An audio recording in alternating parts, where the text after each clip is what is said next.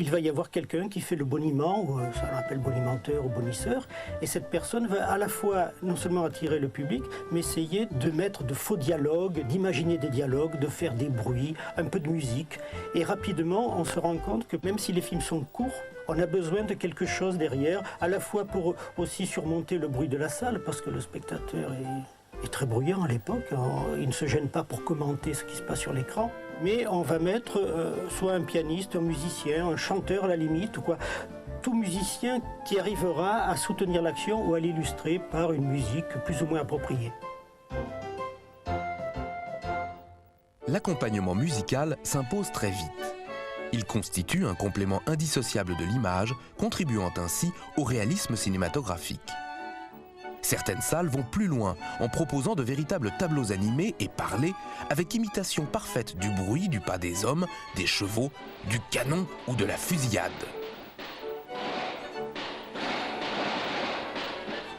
On se sert alors de trucs et de tout un matériel empruntés au théâtre où les bruits de coulisses sont depuis longtemps utilisés pour renforcer certains effets scéniques. Rapidement, certains fabricants proposent dans leur catalogue d'incroyables machines à bruit. Dans un vieux hangar à Belleville, nous avons retrouvé la machine à bruit. Un jeune opérateur a bien voulu nous en montrer le fonctionnement. Écoutons-la. Voici le bruit de voiture.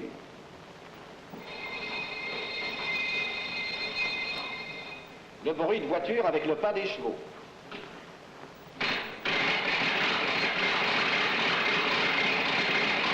C'est à peu près ça. Le départ d'un train.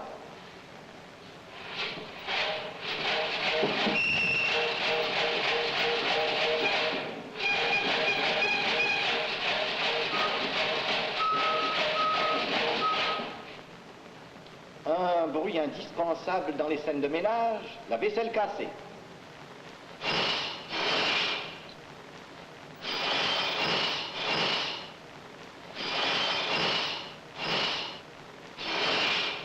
Le mauvais temps maintenant, la grêle.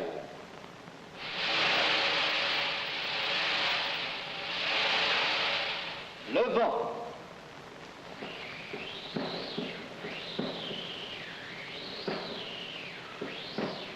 L'automobile, celle de 1900 bien entendu.